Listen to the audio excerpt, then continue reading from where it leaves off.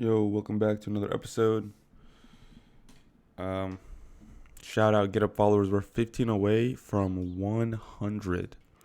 Man, I'm excited for that. So thanks y'all, for following.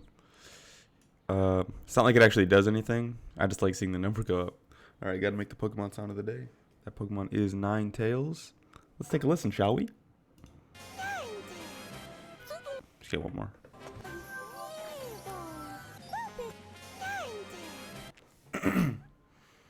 Ninetales. Ninetales. Yep. That was really good. I only really got time for like a Leetcode, and then I'm going to go to class. I'm going to come back, obviously. Well, you can see that by the video length. But yeah, let's just do the problem of the day, whatever that problem is, and then I got to go to class. Oh my god.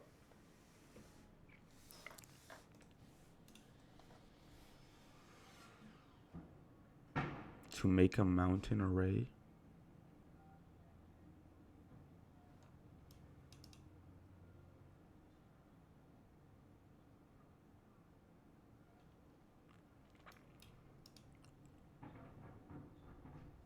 Given an integer array gnomes, return the minimum number of elements to remove.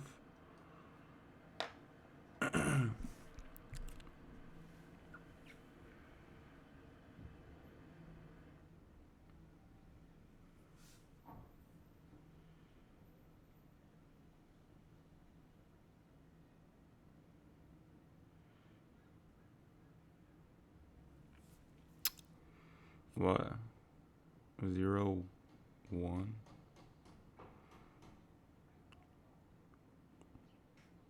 In this one.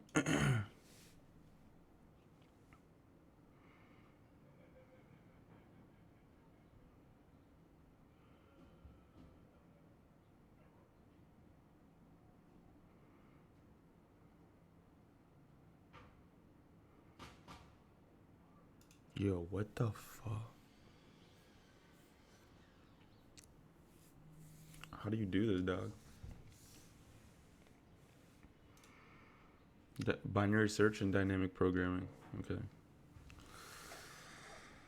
This problem is not going to be solved by me. I'm just going to tell you guys right now.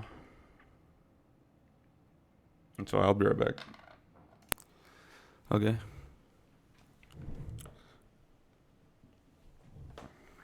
You may recall that an array is a mountain. Okay, no, it makes sense how it's a mountain.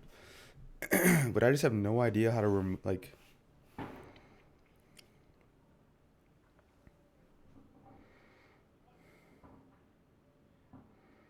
Bro, binary search, though?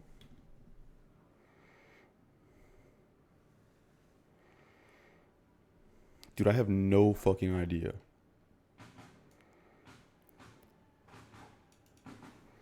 Zero, 1. In this one.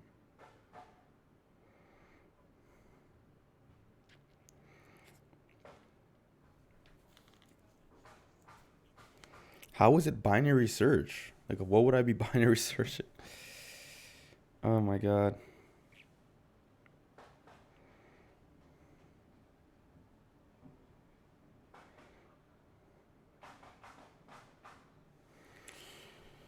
Dude, maybe you gotta take out the numbers that are like...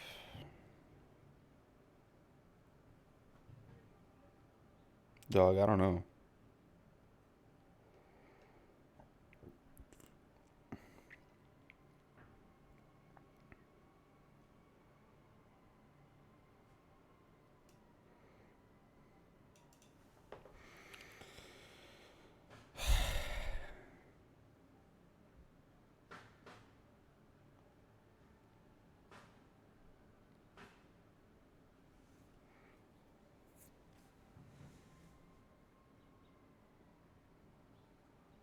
Dude, I have no idea. What are the hints?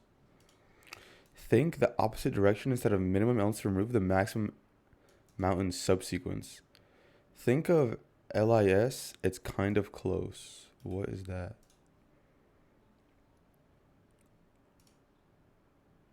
What?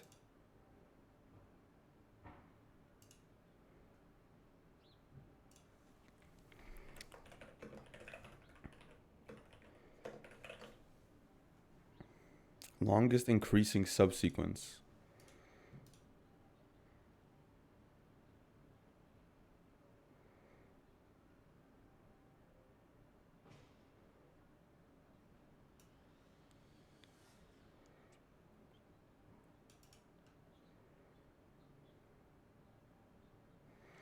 The maximum mountain subsequence.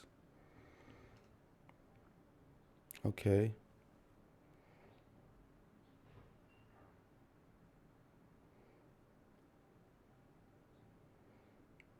This is...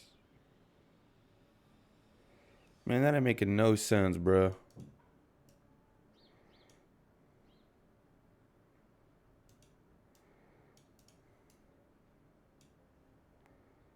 Dude, am I tripping? Is this problem impossible?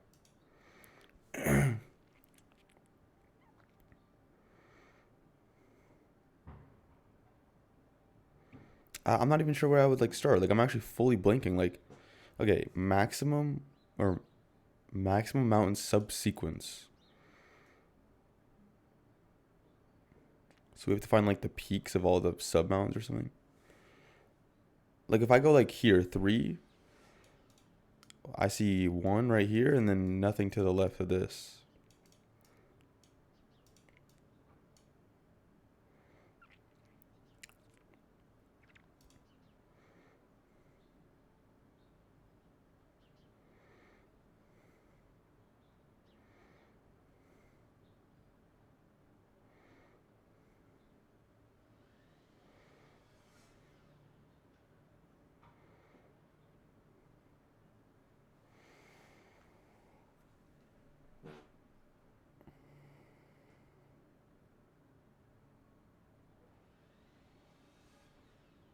If I do that, it'd be remove this.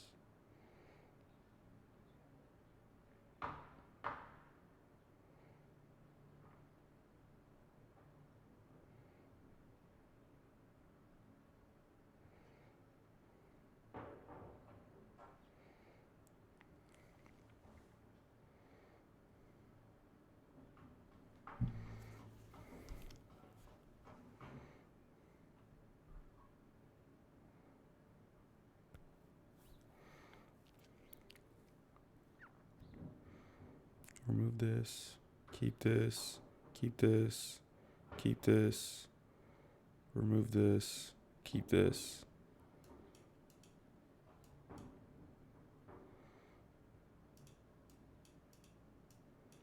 Keep this.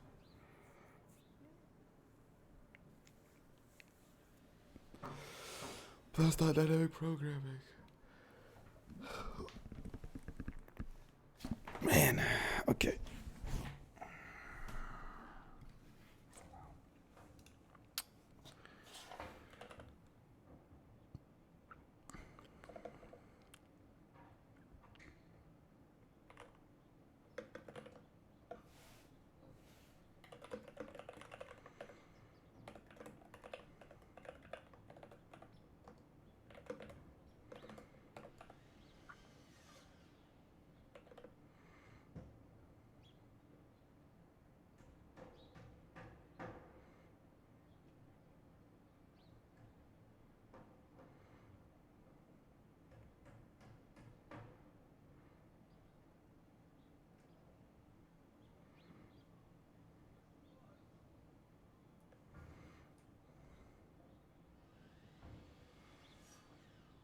Dude, I have no idea. I'm not gonna lie, guys. I just have no idea, and I don't. How long is the code for problems like this?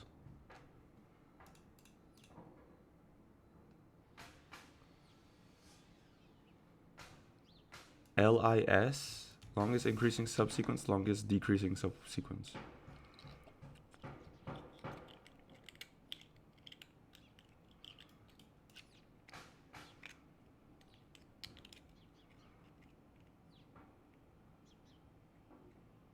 What?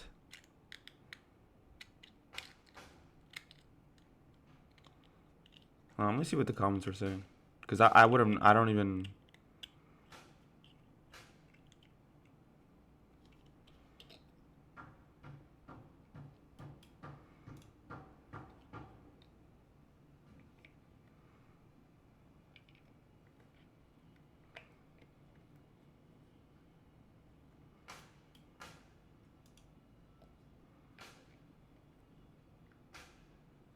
What the f...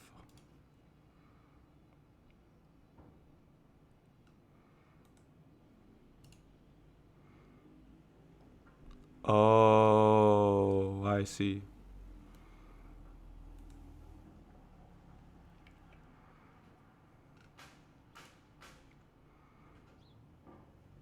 Competitive programmer, passionate.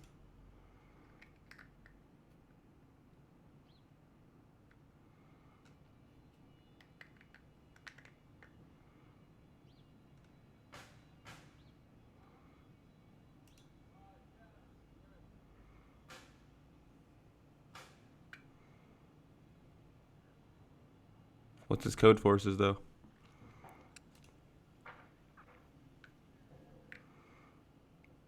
Isn't that like pretty good? Expert?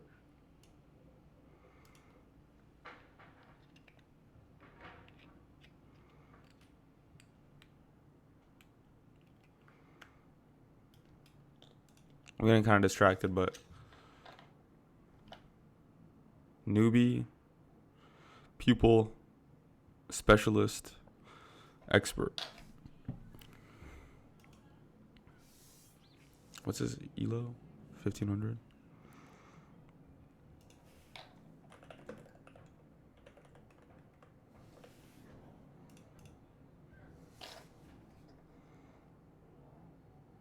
Expert. 1600 to 17.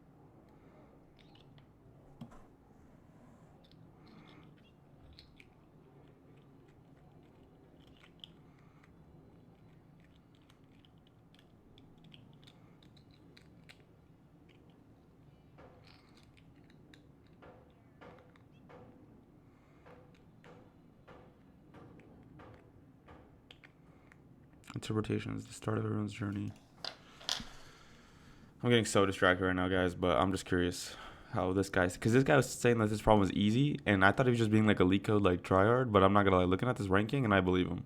But he's also just the top, like, 99%, like, GOAT.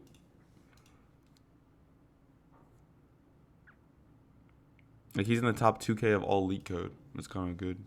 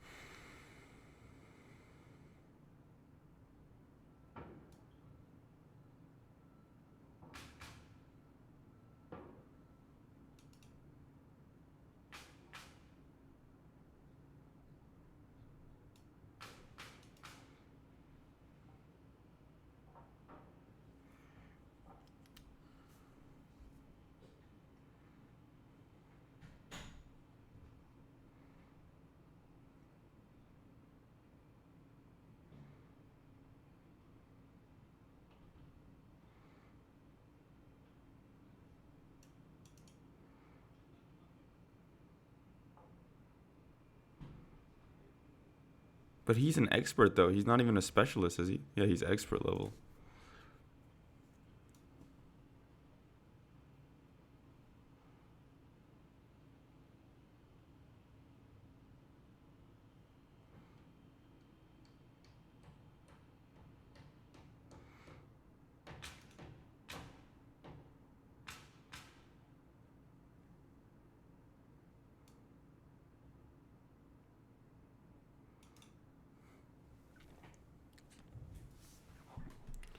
Yeah, okay. Okay.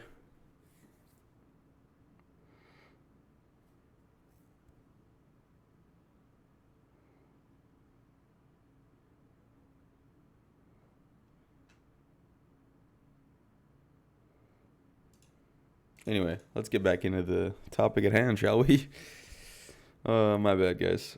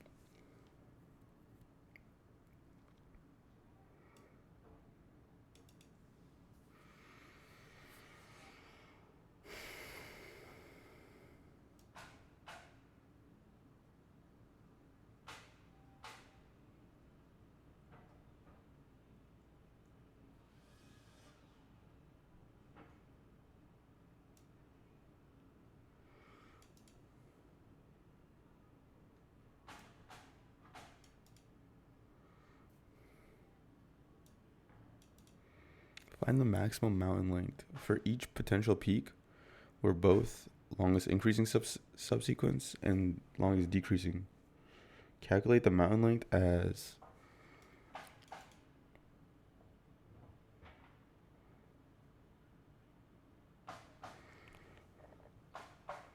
subtract the maximum mountain length from the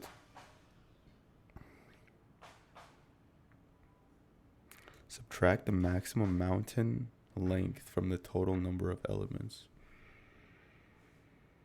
What?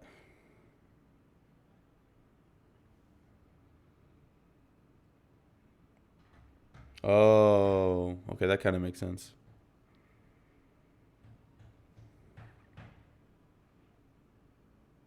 But why is it like if nums at spot I is greater than nums at spot J? Okay.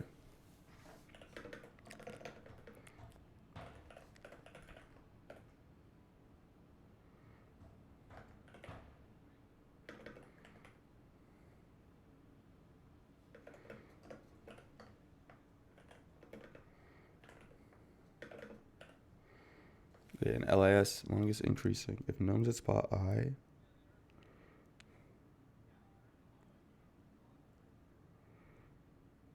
I don't understand what this is doing.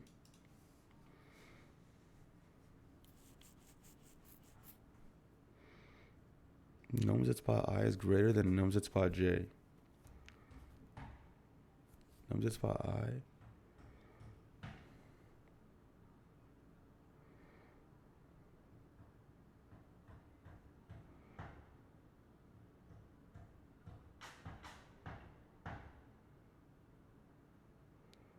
Dog, what?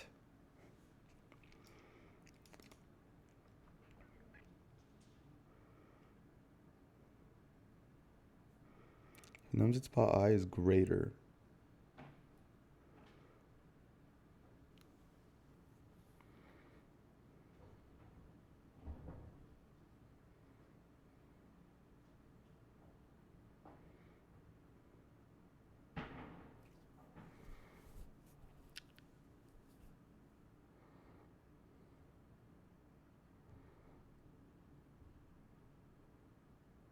Yeah, but when is this number not just 1, though?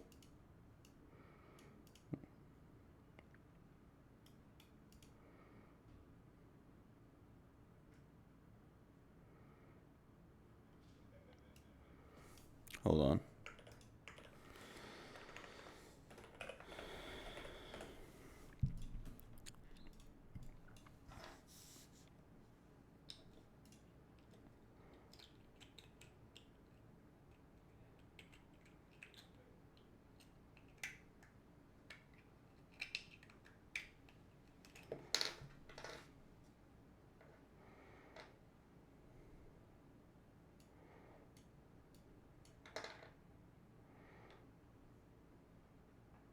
Why is this 2, though?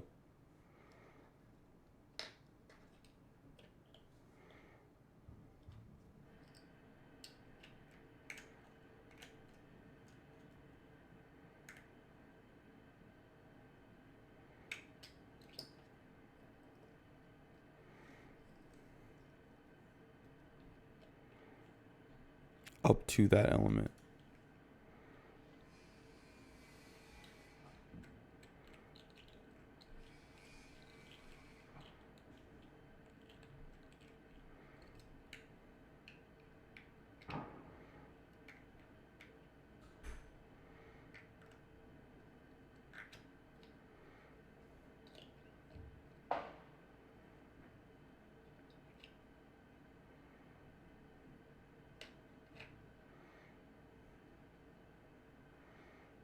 Bro, I am so confused.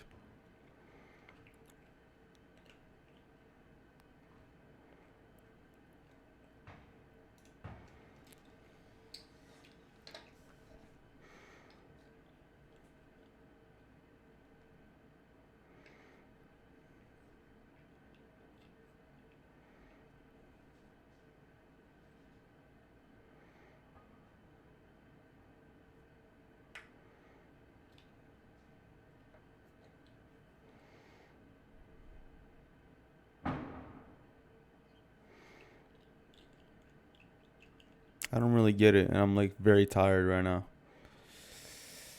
I just don't get it. I don't understand this code.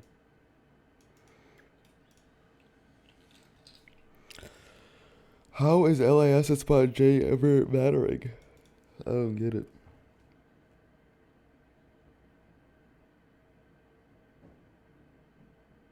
Why can't this just be 1?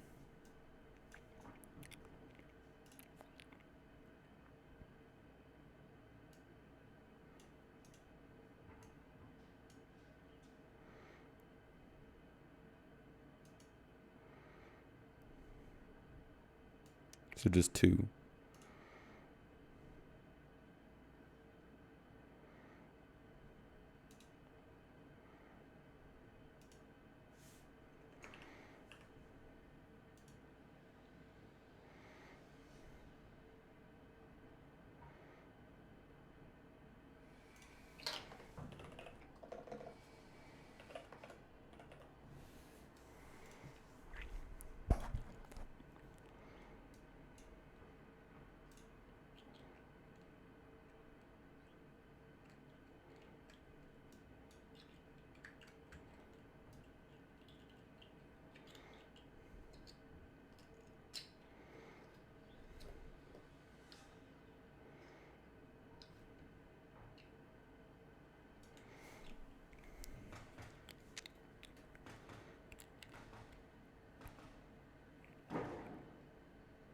Dude, I just don't get it. I really don't get it at all. I don't get it at all, guys. I'm not even joking. I don't get it. I don't get it.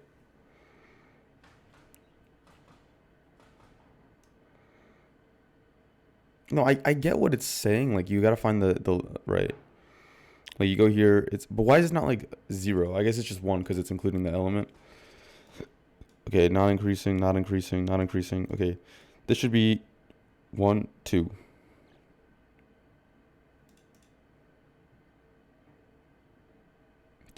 Yeah, there we go. This should be 1, 2, 3. How is this 2 though? Why is this not 1?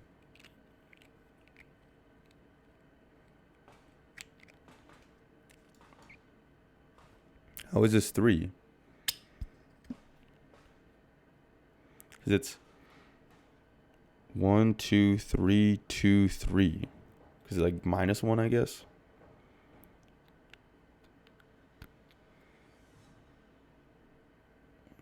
One, 1, 1, 2, 3, 2, 3, 2. And then why is this 1? I don't get the pattern. I don't get it. I don't understand this algorithm.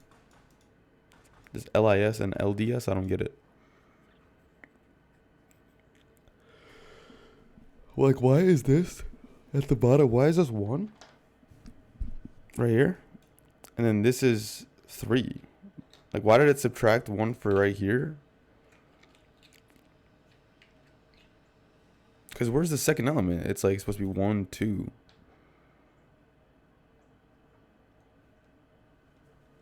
Dude, I don't get it.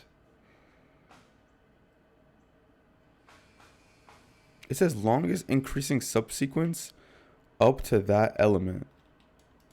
From the left?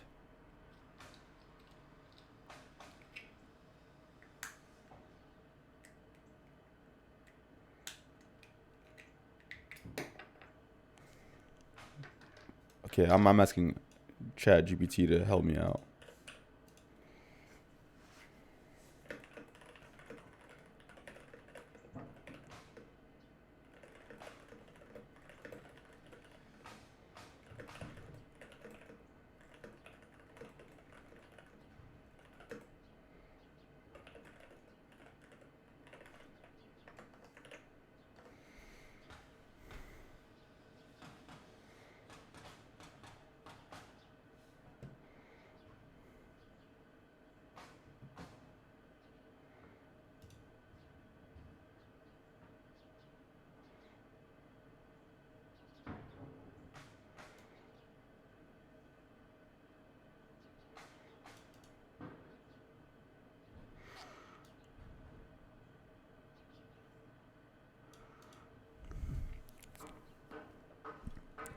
You're looking back at all the previous elements. What?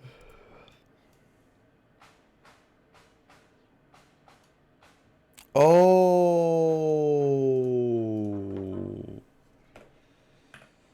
Ah.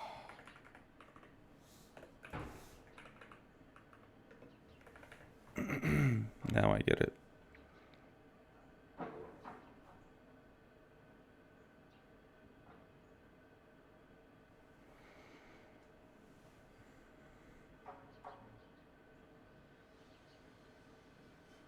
Ah, now it makes sense.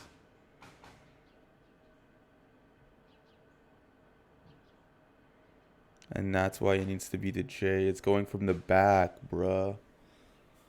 Oh my god, it's going from the back. Dude, I thought it was like if you're checking this element, it was just going like forward. I was so confused.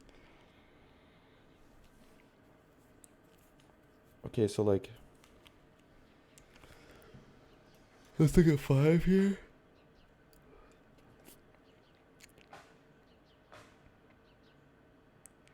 So this is 1 LIS. It's spot J plus 1. So now it's 2. It's just 2 the whole time. It was 2 immediately. So for here it's 1. Now it's 2. It's still 2. It's still 2. Right? Because you're adding 1. And then now this is 2 plus 1, which is 3. Oh my god, I get it. Okay. Holy shoot. That was really wow. Let's try to implement longest decreasing subsequence by ourselves. Well, I just know that I in range.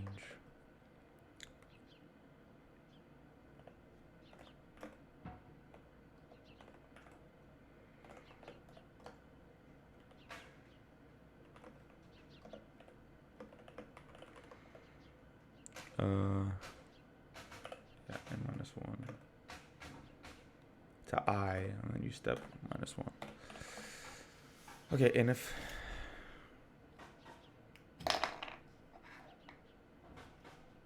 you're going from the back, it's the same code.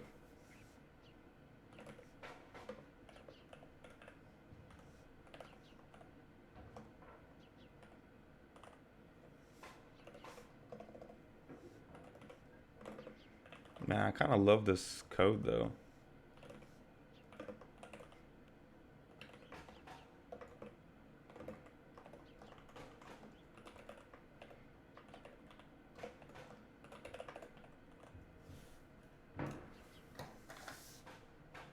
Yeah, look, you gotta like go to class though.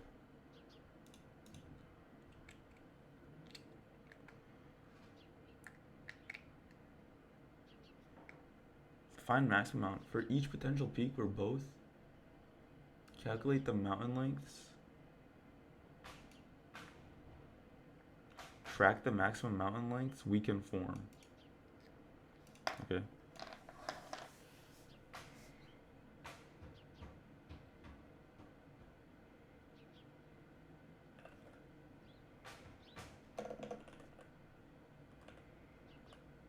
Length. How do you spell lengths? Length, TH. Lengths. Okay, 4.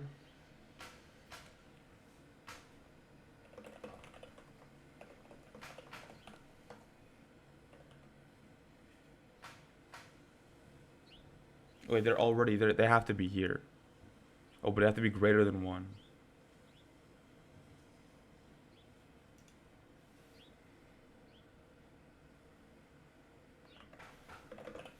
So it's if LIS at spot I is greater than 1 and LDS at spot I is greater than 1. Lengths at spot I is equal to right here. Right?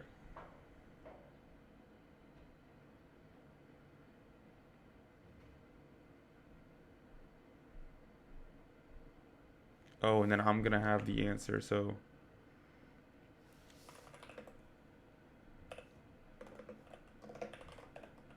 Is that right? No.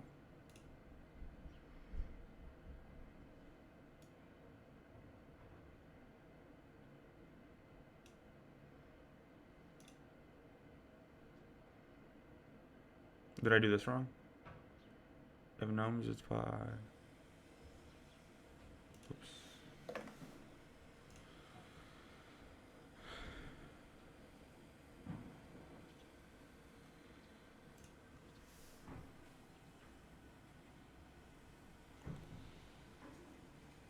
Dude, okay, that was an impossibly hard problem, but I'm gonna start this one, so I make sure I remember the LDS algorithms.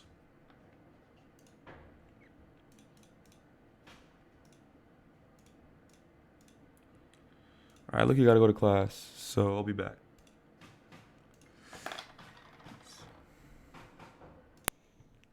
All right, I'm back from class.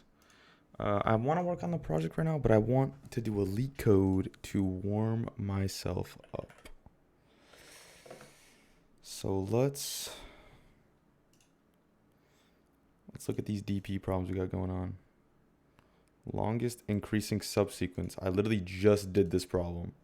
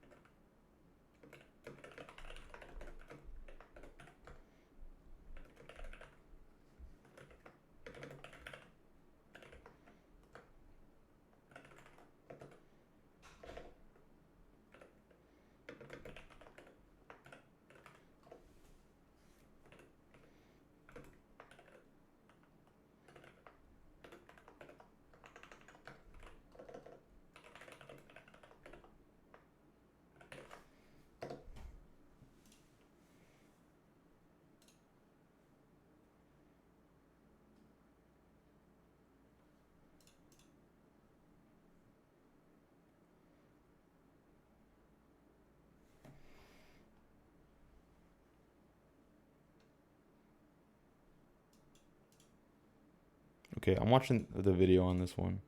How long is it? 18 minutes, dog. I want to know the fast way to do it. I know there's a fast way to do it.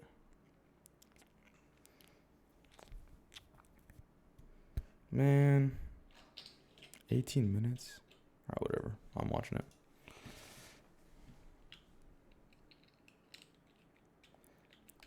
Hey everyone, welcome back. Let's solve another problem today, longest increasing subsequence. And this is another tricky dynamic programming problem. And I'm going to show you how to go from the recursive solution to the dynamic programming solution. So we're given an array of numbers and we just want to return the length of the longest the way to 0. And just like I showed in the example, we're going to or the max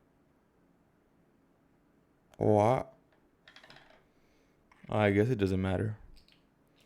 of 1. My code is the exact same verbatim, except he went in reverse for some reason. I think the video might be a waste of time. Let's watch this one. Hey everyone, welcome back, and let's write some more neat code today. So today let's solve the problem, minimum number of removals to make mountain array. This is the first problem I did today. I will mention this is a difficult problem. I'll try my best to explain it. I just realized you guys just came from that. By the end of it, you will understand the solution, but you might still feel discouraged. You might feel like you wouldn't be able to come up with the solution by yourself. And in these kinds of moments, the best advice I can give, at least what's worked for me, is I just try to appreciate how elegant some of these solutions are. The solution to this one is particularly nice. And I know it's stressful to be preparing for interviews and all that, but I think it's also nice to just take a moment to appreciate algorithms like this one. The idea is we're given an input array, which is going to be at least of length 3. And that's important because there is something called a mountain array. By definition, it has at least 3 elements. We can pick an index I in that array, if it's a mountain array, where I will not be one of the endpoints. So I will be like a valid index somewhere in the middle. So for example, if you just take a look at these 3 elements here and just ignore everything else in the array, we could say our index I is this. This is kind of the peak of the array. And so this itself is considered a mountain array because every value to the left of the index I is in increasing order, and it is less than that middle element at index I, and everything after index I is technically in decreasing order. There's just a single element on both sides, but that element is less than the middle. Now, if we were to change the array to make it something like this, 5,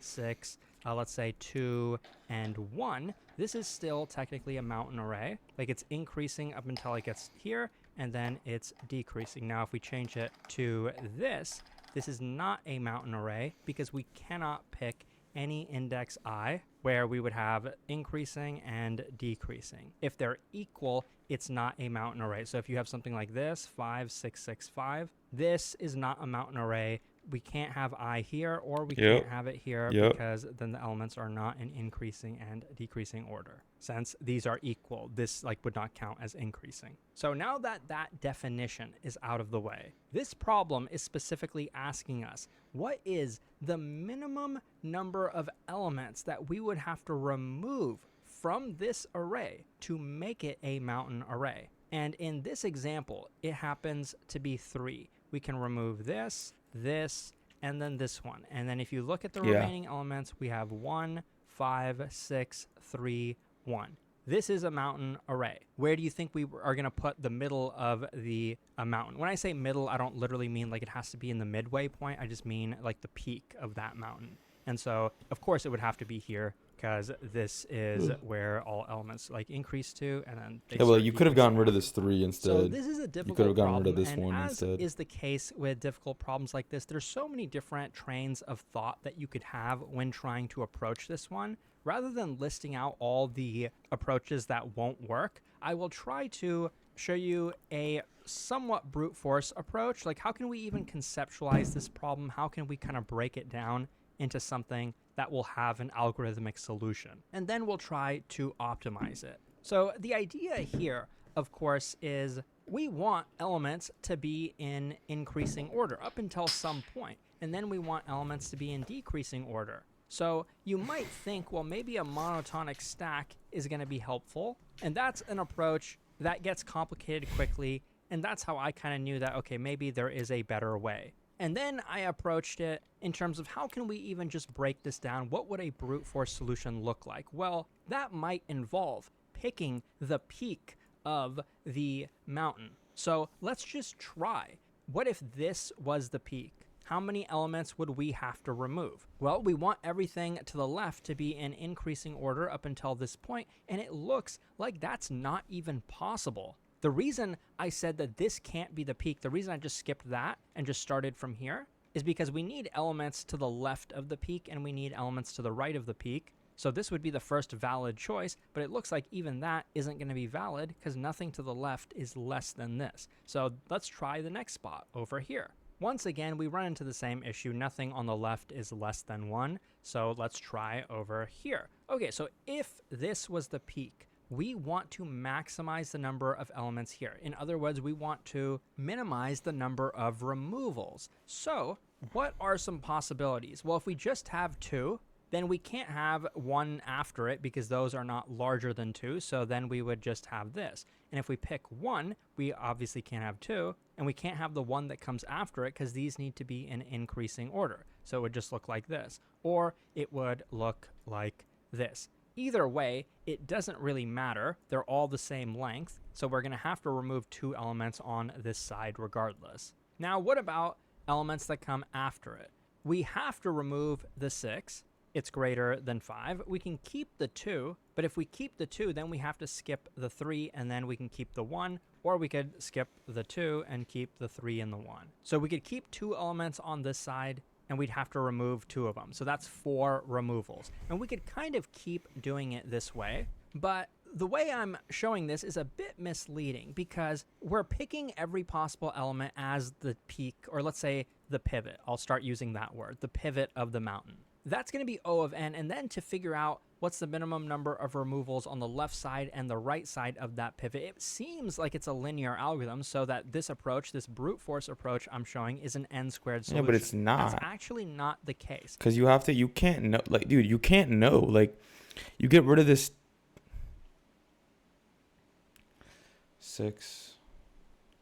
Hold on, let me just think real quick. 6, 2.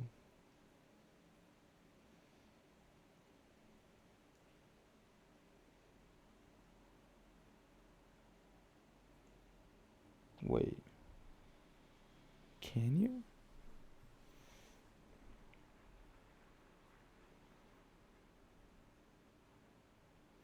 Yeah, like, let's say this number was 6, right? You decide to keep this 2, and then you get rid of this 3, but after this 3, the problem with the numbers are too big. Let's say instead of a 6, this was a 10.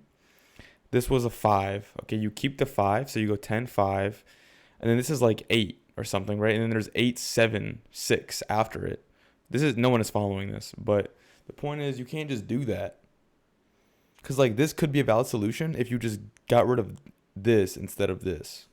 To find the minimum number of removals on either side of that pivot, it's actually not trivial. That's the complicated part about this problem, figuring out which algorithm you can use on that. Remembering that that algorithm itself is actually its own problem. It's a Leetcode medium problem, and it's a dynamic programming problem, which, makes it more difficult for many people. And then realizing how to optimize this. So that's what I'm going to be focusing on. If you do it the naive way, you will arrive at a n cubed solution. So first, let me mention, there is a very popular algorithm called LIS. It's the longest increasing subsequence. And yes, it actually happens to be a Neetcode 150 problem. If you head over to Neetcode.io, go to the 150 list, and you go down to the one-dimensional dynamic programming section, you will see that one of the last problems in that section, because it's a difficult one, longest increasing subsequence. Highly recommend you solve this problem and get really, really good at it. I do have a pretty good video explanation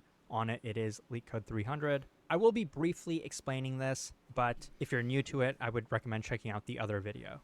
If you see what I've kind of been doing, when we pick the pivot, we want to minimize the number of removals on this side. In other words, we want all the remaining elements here to be in increasing order. And they don't have to be contiguous. Like, if I could have removed this one and these 2 were in increasing order, that would have been fine. We're not looking for subarrays. And they don't use that word in this description, the word that I'm thinking of. It's called subsequence. So that's the way to describe what we're doing here, subsequence. When you think about it, what we're doing here is when we pick a pivot, for the elements on the left, we want to find the LIS, the longest increasing subsequence. And on the right side, we want to do the opposite. We want these elements to be in decreasing order, and they don't have to be contiguous. So in other words, we're looking for the longest decreasing subsequence. Now, there is a catch. When we say longest increasing subsequence, we want those elements,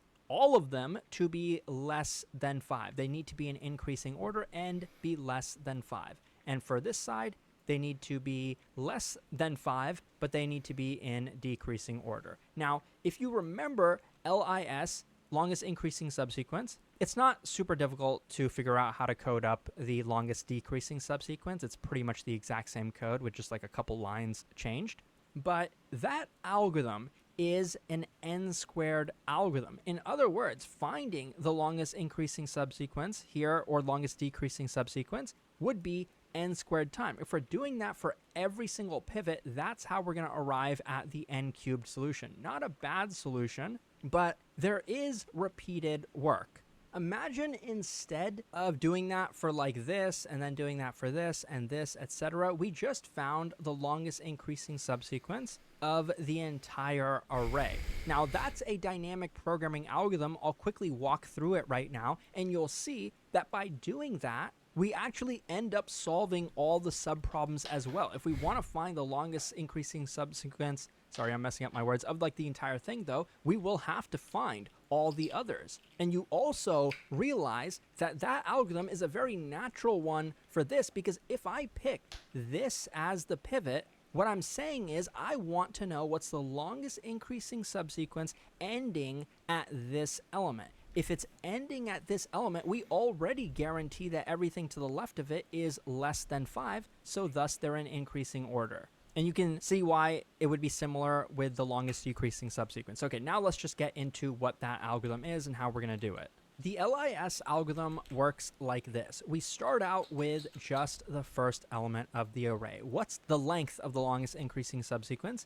ending at this element? Well, the length is going to be 1, and the last element is going to be 2. Because if it's ending at this element, this is the last element. We're only concerned with the last element because that's how we know that it will be in increasing order, because if 5 is greater than 2, we know that this can extend this subsequence. We just need to compare it with the last element because we already know they're in increasing order. Okay, so now we continue, we're here. This is a 1 element, so we can only add this to previous subsequences that had an element less than 1. We scan through all of these, it's just 1 this time. That element is 2, it's not less than 1. So this has to start with its own subsequence, which is just 1. So this is the length of the subsequence. This is the last element in that subsequence. This is 1, so same thing. We'll scan through both of these. None of them are less than 1, so we still have a 1 here. Now we have 5. We scan through all of these. All 3 of them are less than 5. So what we would do is say this by itself is of length 1, and we could add the maximum of these 3. All of them are 1, so we say 1 plus 1, and then we get a 2 here. That tells us that the longest increasing subsequence ending with a 5 is going to be of length 2. And we can continue. So this is 6. We'll scan through all of these. All of them are less than 6. The maximum is 2. So 2 plus 1 is 3. Continuing, this is 2. Only these 2 are less than that. Both of them are of length 1. So 1 plus 1 is going to be 2. Here we have 3. These are less, and this is less than 3. The maximum length of all of these is 2, so we say 2 plus 1 is 3. This 3 means that the longest increasing subsequence ending at this element is going to be of length 3. This is what it could look like, these that I've circled. Yeah. And finally, we get 1 here, and that's going to be 1. So now, if I was going to do the original algorithm I was doing, and let's say I picked this as the pivot, I would ask myself, what's the length of the longest increasing subsequence ending at this element? It's 2. So that means including this element, there are 2 elements like on this side that we can keep. Yeah, okay. I mean, I knew that. Yeah, that makes sense. To remove. Yeah. How do I get the same for the right side?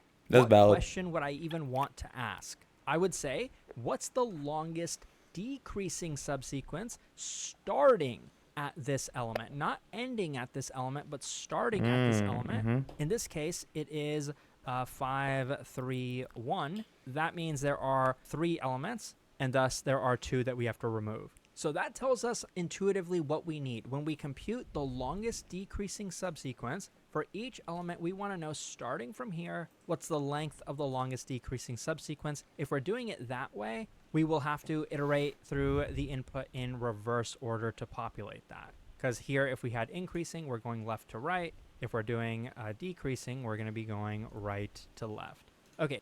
Oh, it's just LIS in reverse. Bro, are you being for real?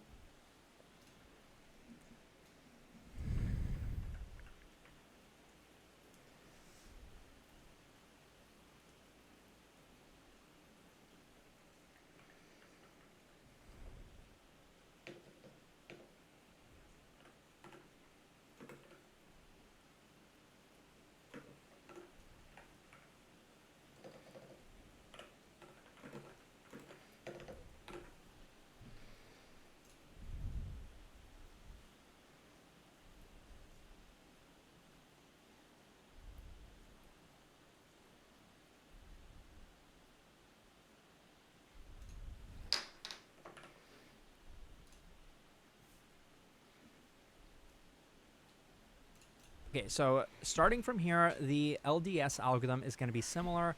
We have 1 just by itself. Technically, that is a decreasing subsequence. We can put 1 here. We have 3, so we're going to scan through everything on the right. We're looking for elements that are smaller than 3. We found 1. The length of the subsequence is 1, so we say 1 plus 1. We're going to get 2 here. We have 2. We scan here. We only find 1 element less than 2. 1 plus 1 is going to be 2. 6. We scan through all of these. All of them are less than 6. The max length of them is 2, so we get 2 plus 1. That's 3 here. And I'll just quickly go through the rest. So 5, looking on the right, these 3 are less than 5. The max length of those is 2, so we get 2 plus 1. That's 3 again. And 1 here, nothing is less than 1, so this will be 1. Here, again, nothing is less than 1. This is 1. 2. There are 3 elements less than 2. All of them have a subsequence of length 1, so the longest decreasing subsequence, starting from here, is of length 2. Now that we have this, solving the problem, the original problem is going to be trivial. I'm going to still scan through the input, picking each of any of these as the pivot.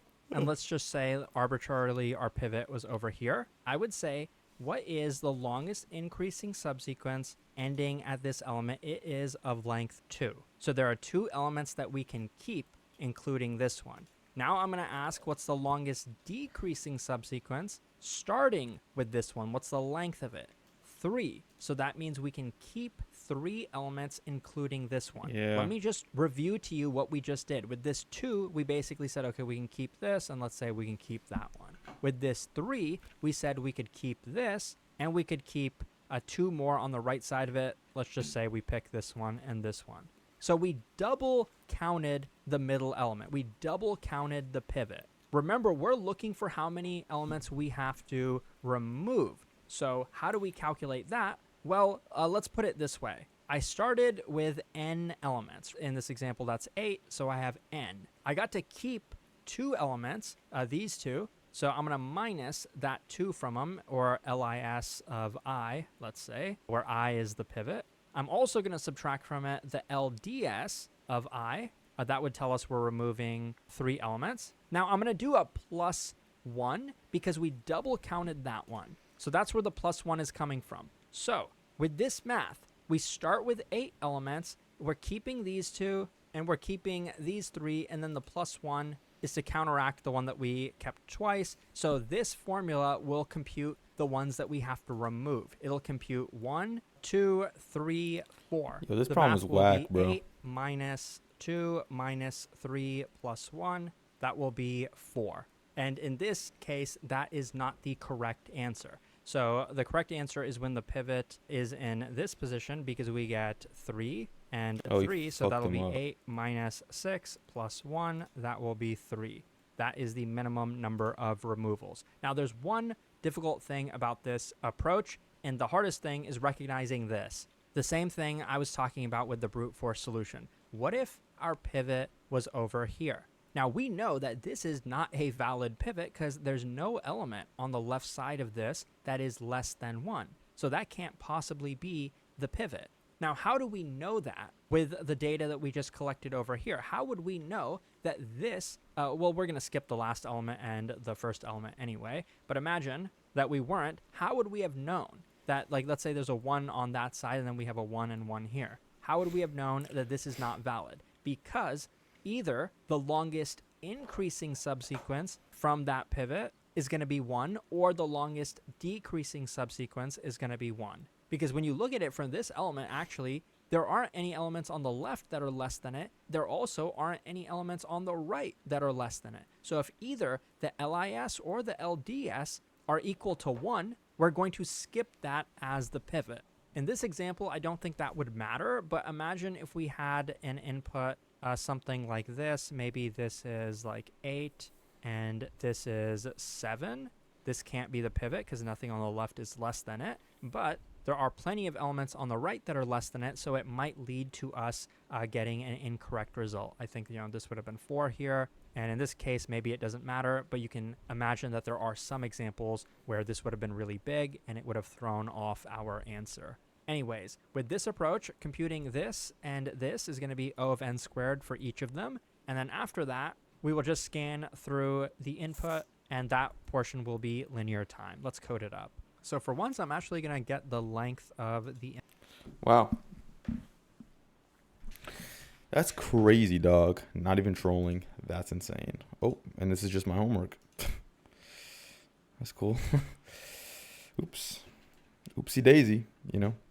All right, working on the music player project. What do we got so far? I just implemented the try. So like, look, we have night. We can like look up stuff like night. If I want fall, it goes away. We need to make these clickable. Okay, first of all, I need a drop.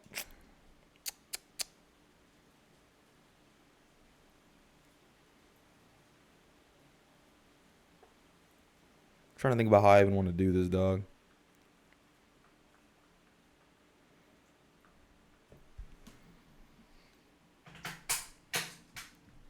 Basically,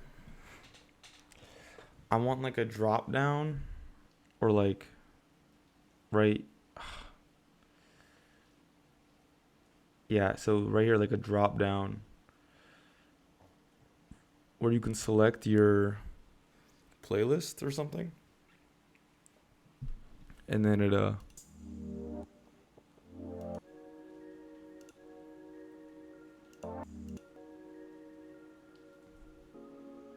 then it like works and it's awesome. Oh, I just got copyrighted on this video. I just realized. Oops. Shoot.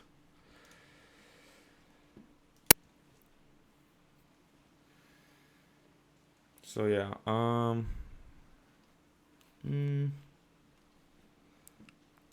let's look it up, bro. Drop down. Let me ask ChatGPT, bro. I'm really not trying to look up all the freaking Java effects things.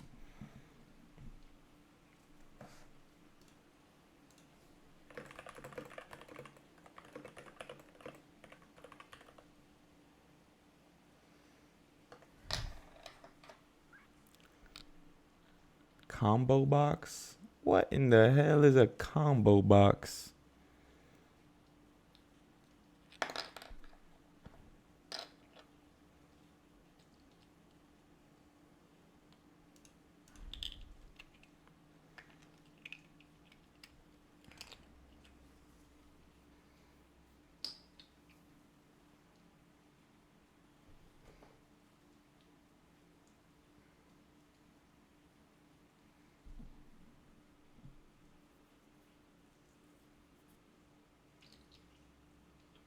And what is the V box? Yeah, well, that's wrong. So I'm gonna need a combo box, I guess.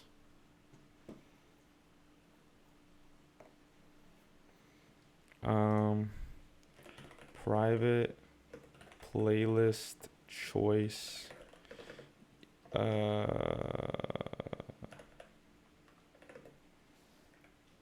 Combo box.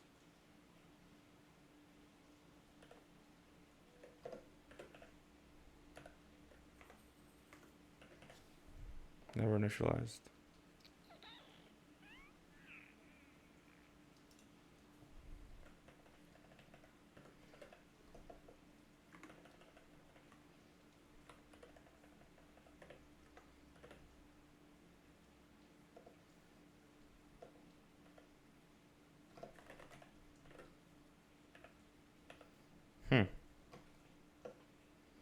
Oh, whoops.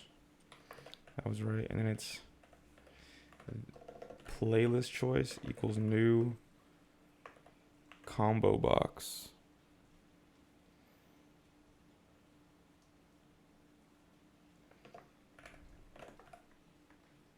I guess.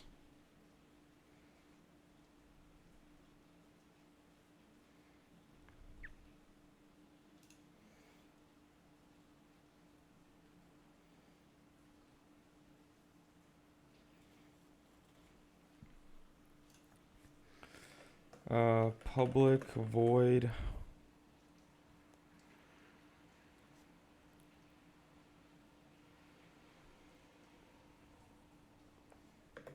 set items. Set playlist.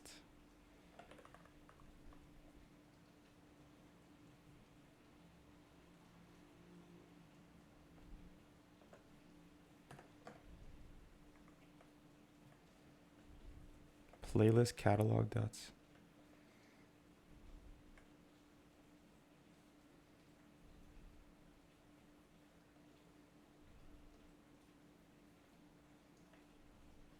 The word is being used.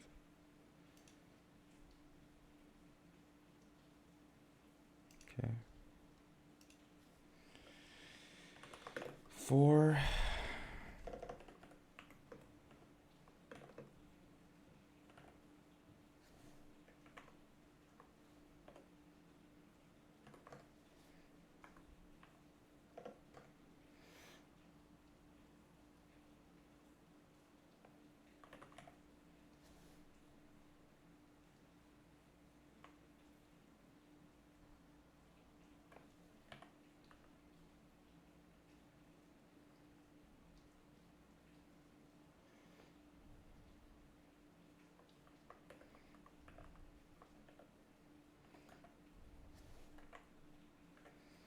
And why is that wrong? Require type observable list. Oh. No, but that's not gonna work though.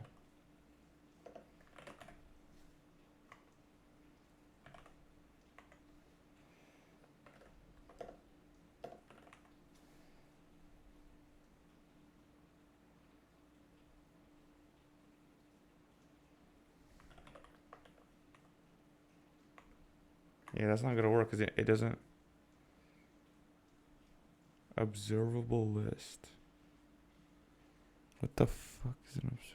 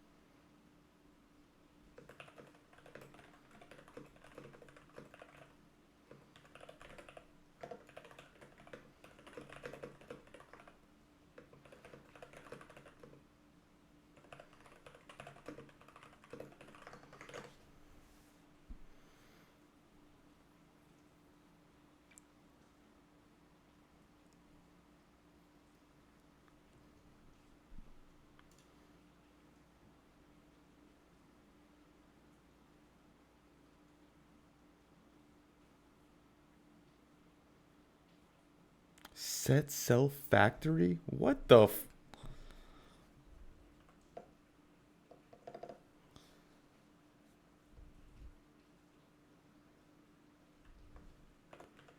FX collections dot observable array list. This dot playlist.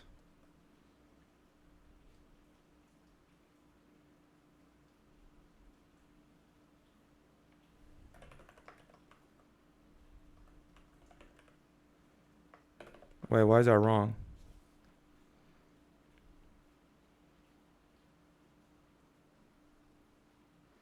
Static member. Why is that bad?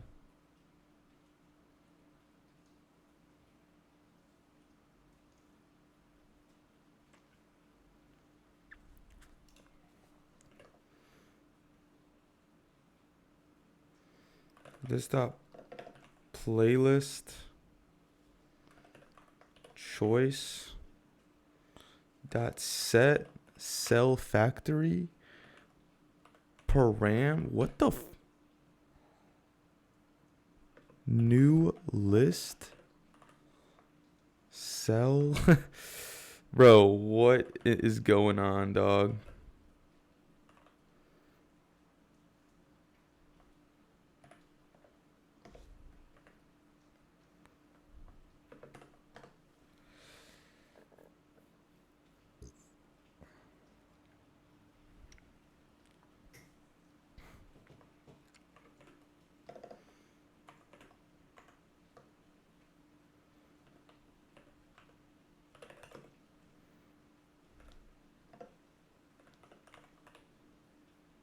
Yo, I don't think I'm doing this right.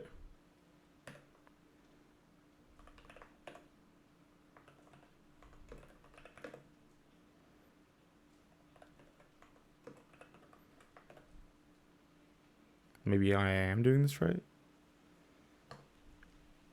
Super.update item. Item. And bro, this is not real code that I'm writing.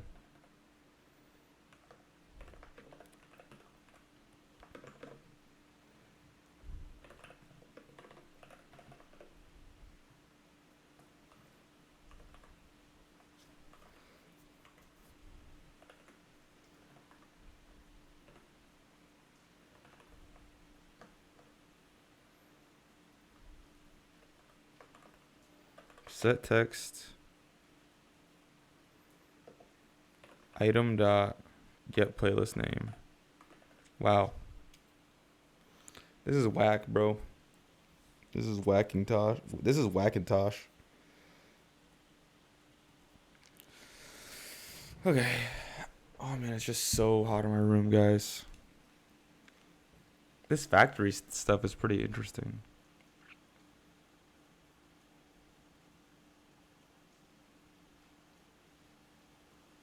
No, okay, so we don't need any of this.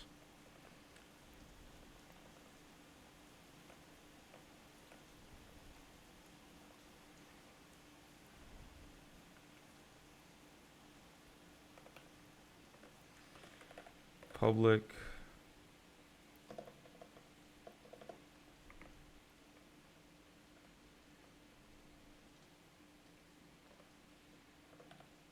Layout dot get children dot add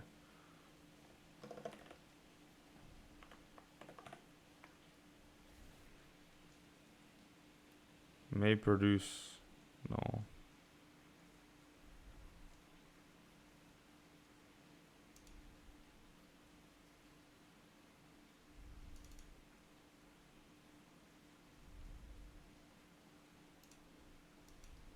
Huh.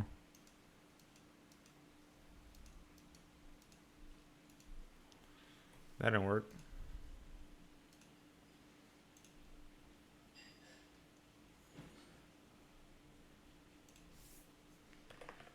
Hello. Oh, I never called the function. I'll call it in the.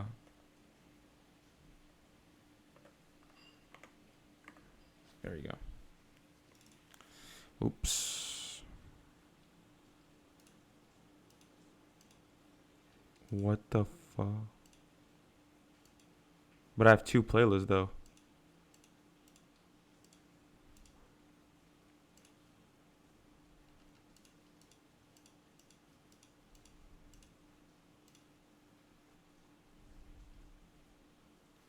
Huh. Oh, that would be why. No, that makes sense. Because you can't do it in here because the problem is that this, like, you need to call it, like, every time you add a new playlist or something.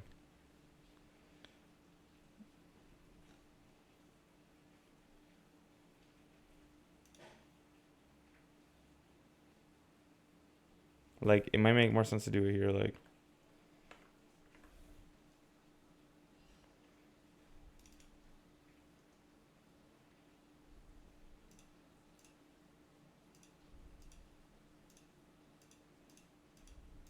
There you go. Okay, we got that to work. Now we needed to display the right name.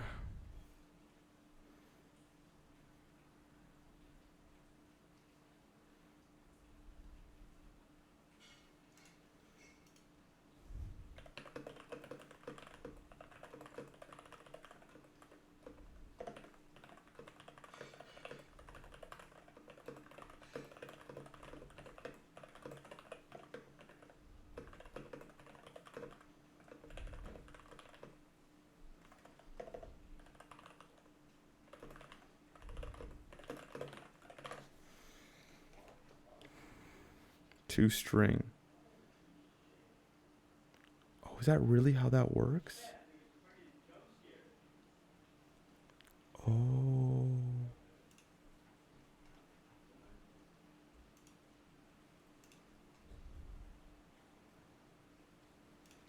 Huh. Public. Wait. At override.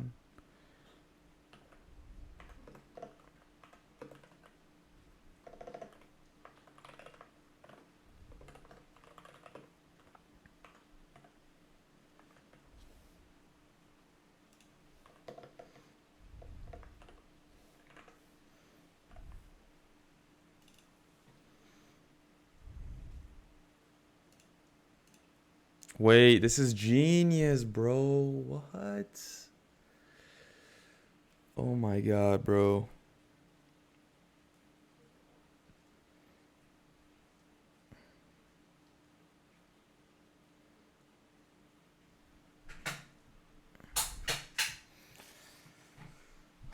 Okay. Now I need that to actually do something.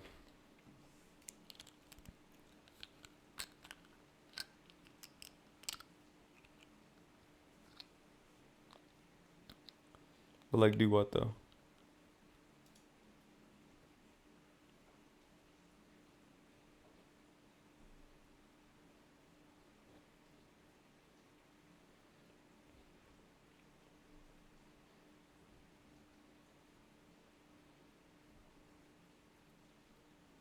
But like, do what though? I don't know.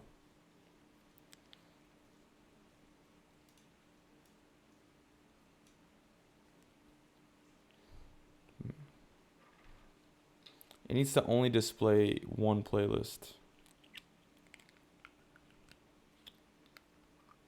at a time.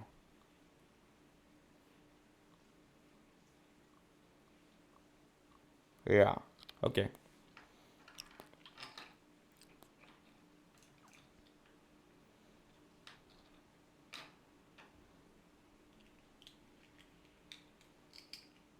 It's not this. It's get layout, but it's a playlist. And it's not this shit.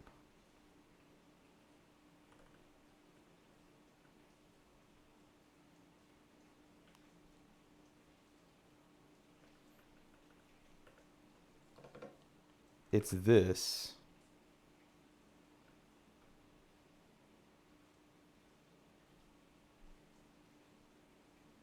That's the combo box. Does the combo box have a...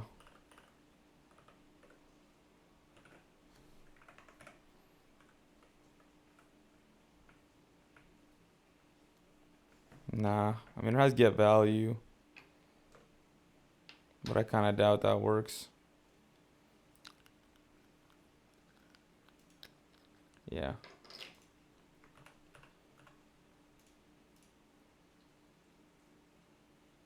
Oh, how do I add? How to add a, or how to read value from combo box in Java.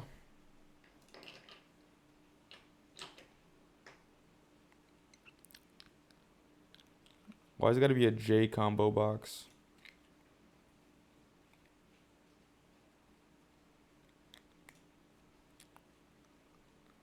Get item returns the item.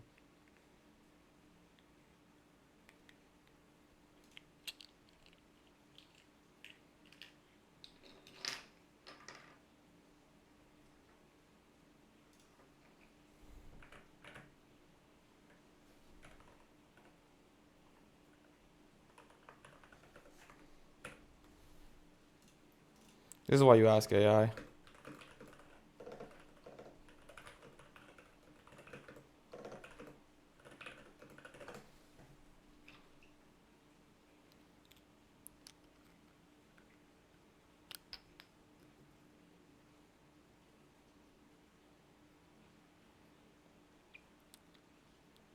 It says that get value, but I'm not seeing that.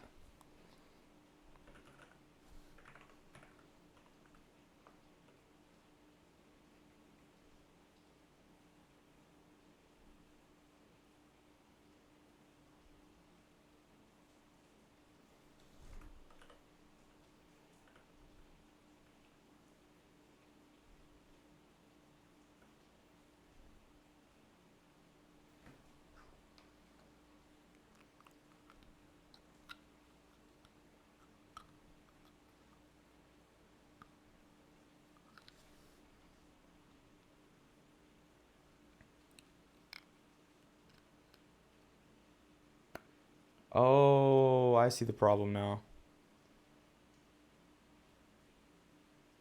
Oh, it's playlist choice dot get value dot. Oh fuck.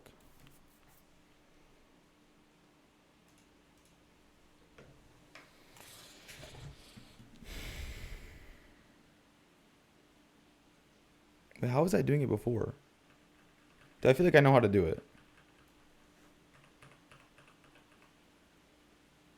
Dot get VBox. That was the fucking stupid thing I had for it.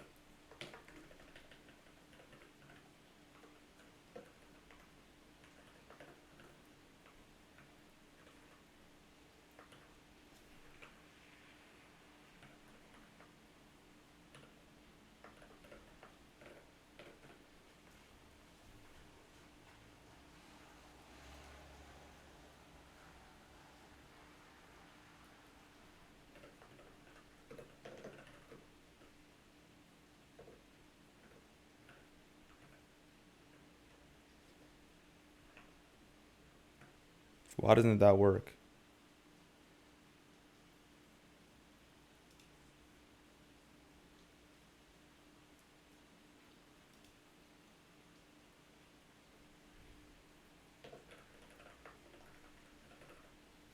Oh no, it's selected.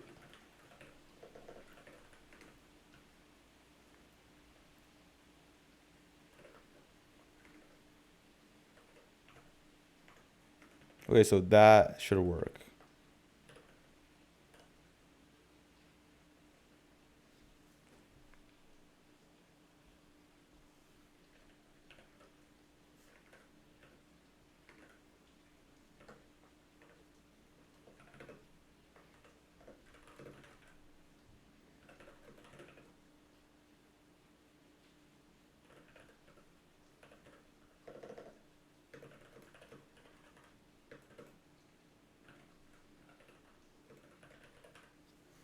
Let's see what happens. It's gonna be empty right now, so am I just gonna get an error? Maybe.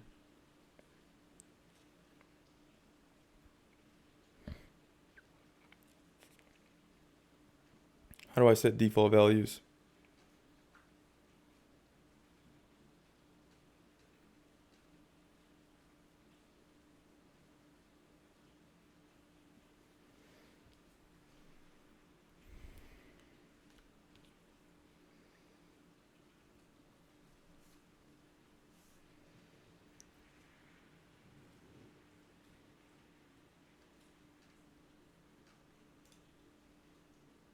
Combo box dot set value.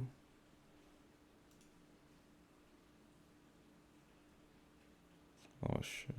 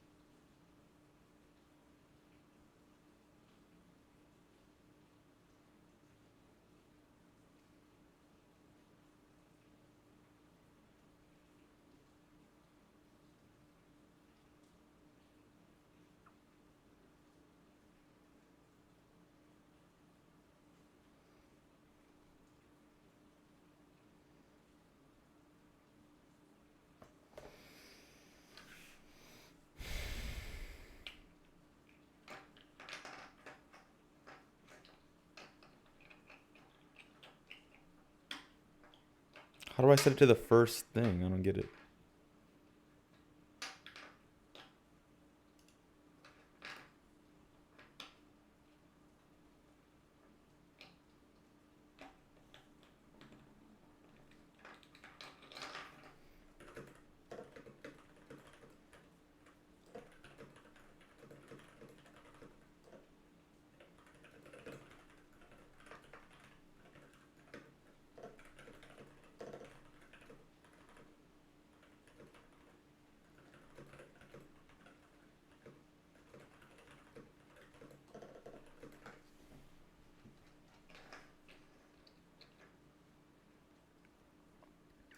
It really is just playlist catalog.get 0, and that just works. Unchecked call as a raw member, blah, blah, blah, bro. Give me a break.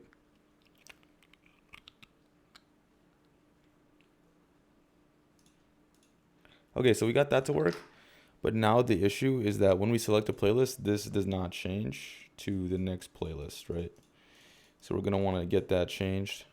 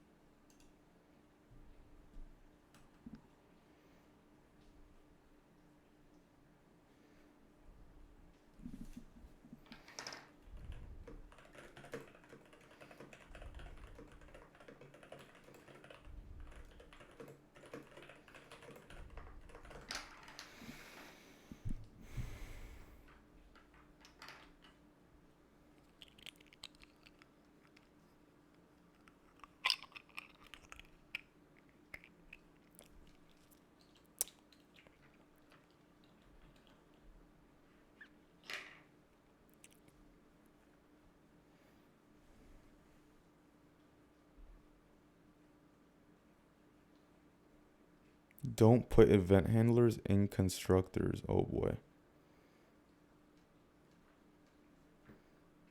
Okay, so I'll put them here.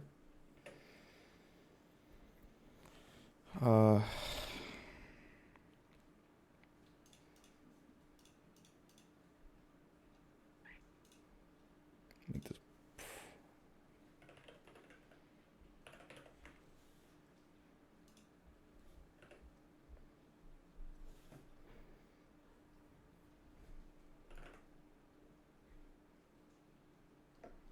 Wait.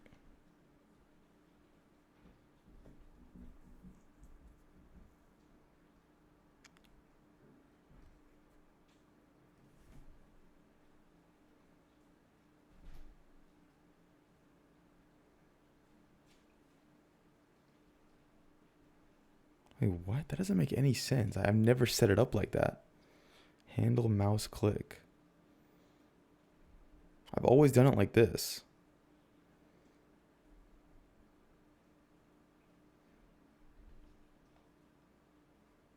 What? Yeah. It just sets it. Yeah, this is way better. What? I don't want to do with that. Man, this is why Claude is stupid. No offense. In a nice way. Like, please don't, like, kill me that I said that.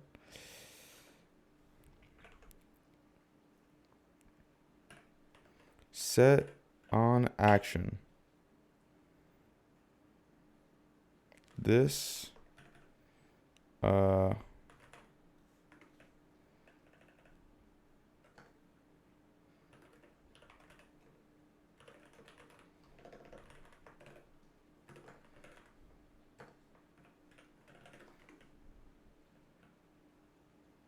Why did that not work?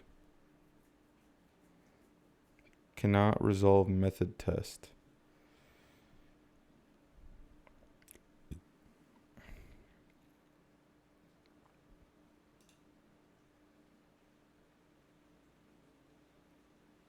Oh, it needs to have event. Got it.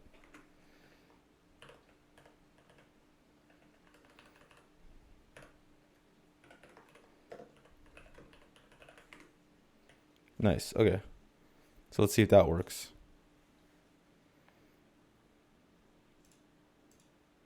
Nice, dude. Nice. Whoops. Okay. So that's good. Now we need to do something awesome, which is we need to set the playlist that is being displayed.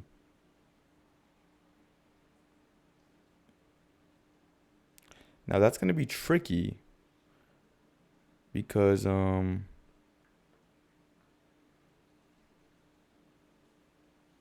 this.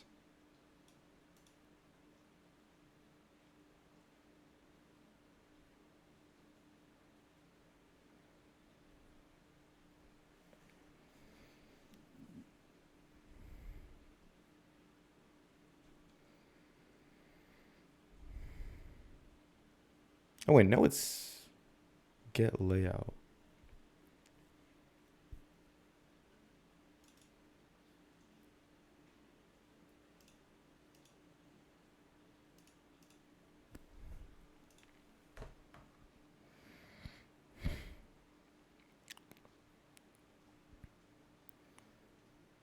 I need to know what happens if I update the layout.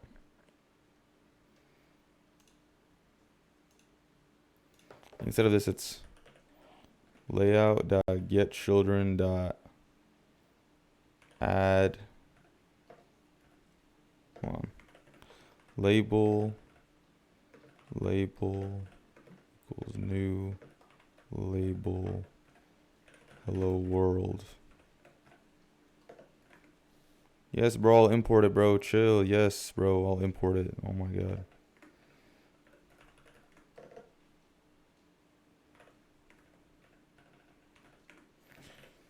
Like, this isn't gonna do what I think it's gonna do, right? Like, if I change this, oh, it did work. Wait.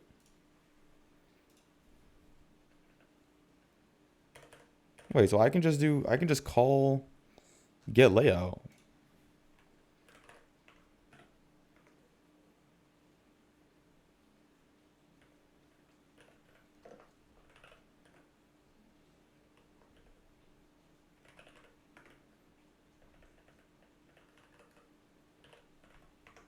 Wait, what? That's it? Really?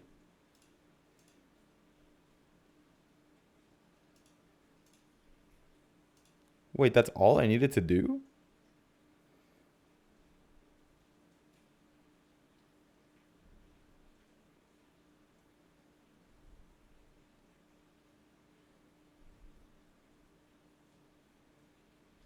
Wait, are you being for real?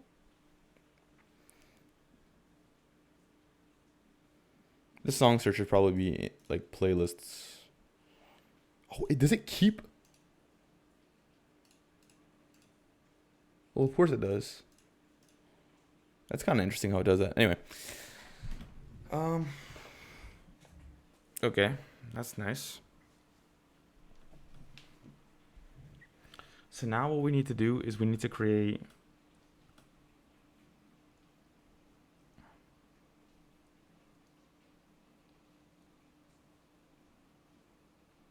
I don't know what we need to create, dude.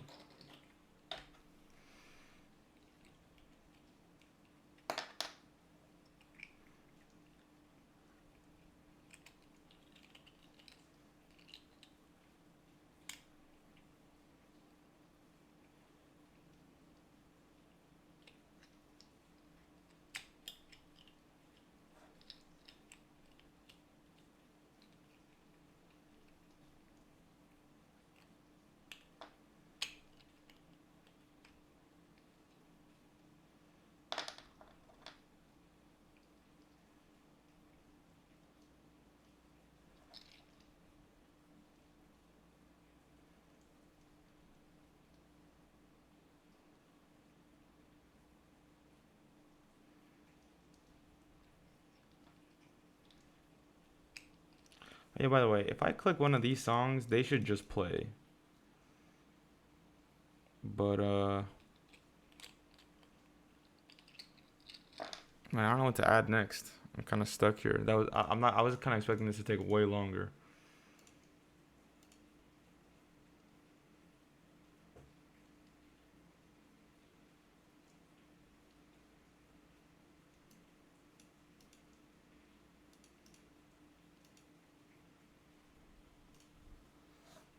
Yeah, I don't know.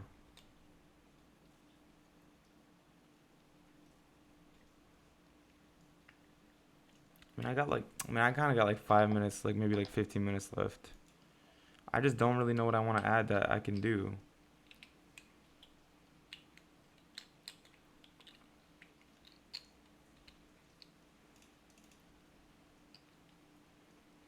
I mean, I obviously need to add like a add to playlist button, but how do I even implement that? Like, not implement, like,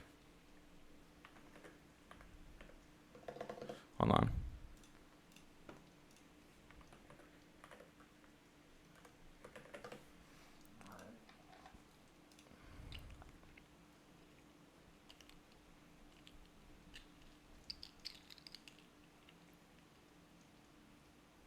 Oh, so what I need, guys, is I'm gonna leave this for tomorrow, but I need to basically for the song search, I need a plus sign next to each song name. And like a plus plus plus. And then if you click that plus, you just select which playlist you want to input it in. Like there's gonna be a pop-up. So yeah, I'm gonna put that in here.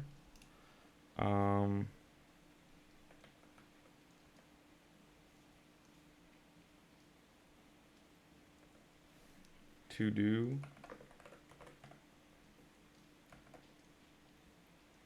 Wait, what is Java docs?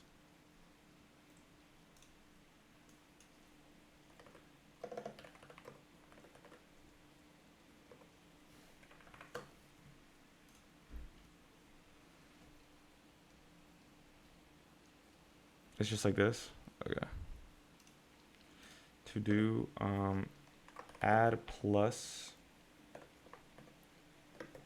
button so users can add to whatever playlist they want.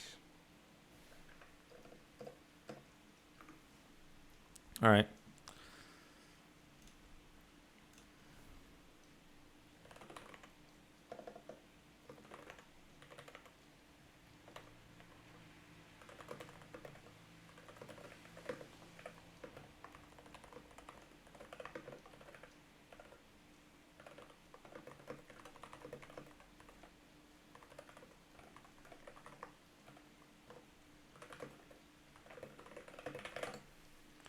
All right.